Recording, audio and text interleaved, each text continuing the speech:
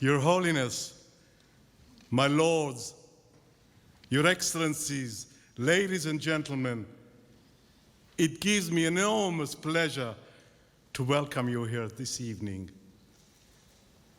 I'm eternally grateful to you to have made time to come and join me here. I'm also very grateful to those people, to those individuals, to those institutions who have extended their unwavering support to see this concert to fruition. I would hope that I'll be able to reciprocate their kindness with deep affection and deep gratitude in person, I hope very shortly.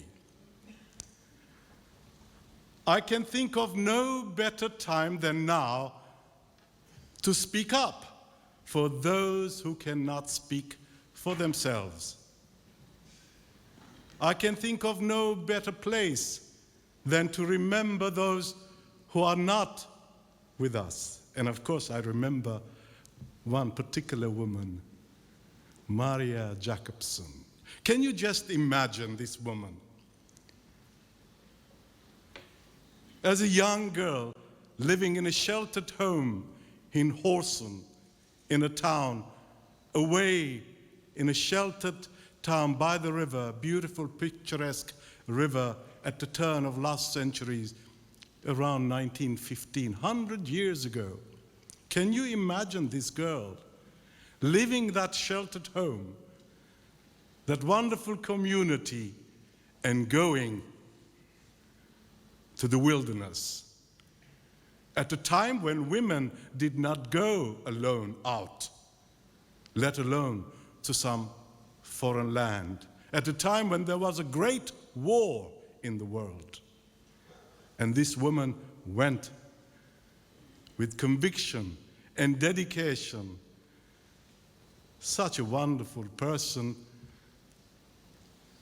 As you've heard a great deal about her, she saved so many children and shepherded them around from city, country, everywhere. This is in 1915s, when there was a dark time in the world, a black time in the world. She saved these children and brought them not far from here, almost few kilometers from here, in the town of Byblos, and there she founded the Bird's Nest Orphanage. And then, in mid-1950s, something happened. And guess what happened? I was sent there as an orphan. What a great joy to meet this woman. I was tiny. I can't remember anything of my mother or father. I was very young, 3 or 4. So I was sent there with my brother and sisters over to this wonderful place. And the first thing I remember of Maria is this foreign woman. She didn't look Armenian. She didn't look native Lebanese.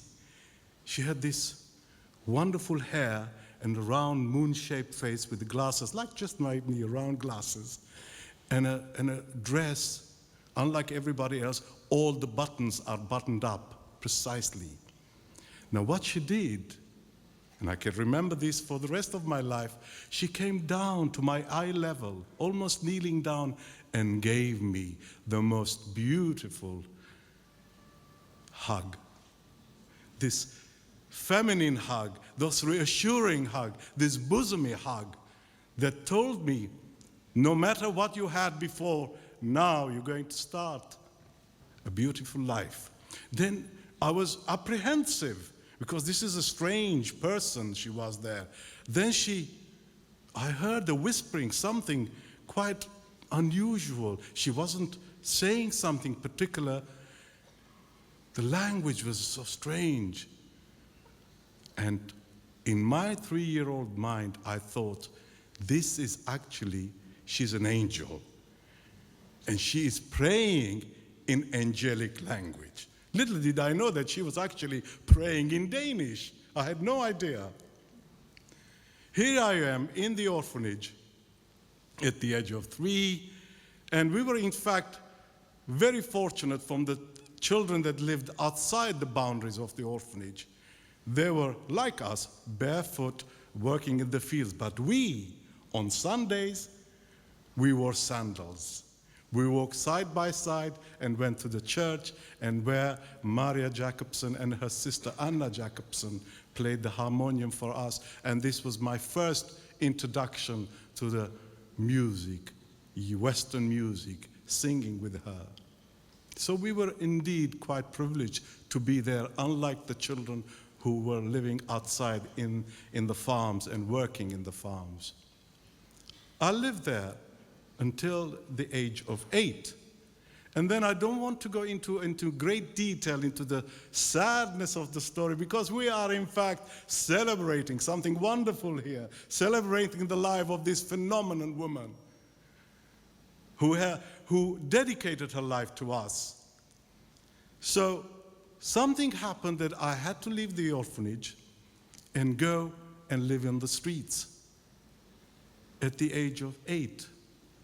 Here I was in Beirut, in the slums of Beirut. And in those days, we didn't have text or emails. I lost touch with my brother and sister. I didn't know where they were. You ask a friend, they say, oh, they went there. And the next day, next week, oh, they went there. And then weeks passed, days passed, months passed, years passed, 10 years passed, 20 years passed, lost touch completely. But I lived on the streets in those days. But every weekend or other weekend, I used to come back to what we used to call her Mama. Until my late teens, I didn't even know her real name. That was Jacobson. I had heard this Maria Jacobson being said somewhere, but for us, she was always Mama. Mama did this, Mama went there, Mama came here, and there I used to visit her all the time. So I worked on the streets of Beirut. You can just imagine what work I did. Shoe-shining boys, selling chewing gum to foreign sailors who had come to Beirut to sample some of Beirut's goodies. And I'm talking about falafel sandwich here. So this is what I did on the streets. Then something happened. Here I was without education, without any formal education, without any training of whatsoever. Something happened.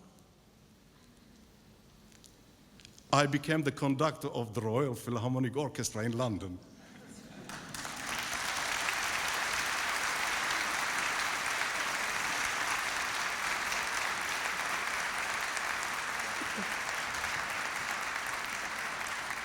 How could this be? A fairy tale story? How could this be? Well, one day I hope that I would have a similar sitting here that I can describe to you chronological order, how did I arrive there. But almost 3 years ago, I was conducting the orchestra at Windsor in the presence of Her Majesty the Queen, and an English reporter came ask me, he said, Mr. Melkonian, how is it possible that you, without formal education from the slums of Beirut, come in conducting our most noble orchestras? Of course, he didn't know about miracles. But I told him, I said, if you really sincerely would like to know the answer, then you must be prepared to listen to me for the next 40 years. Because as you would imagine, my transformation from my being a street child to becoming a conductor of classical music and climbing the marble staircase of aristocratic England didn't happen overnight. My life was filled with loads of events unimaginable by any standard, including my friends on the streets.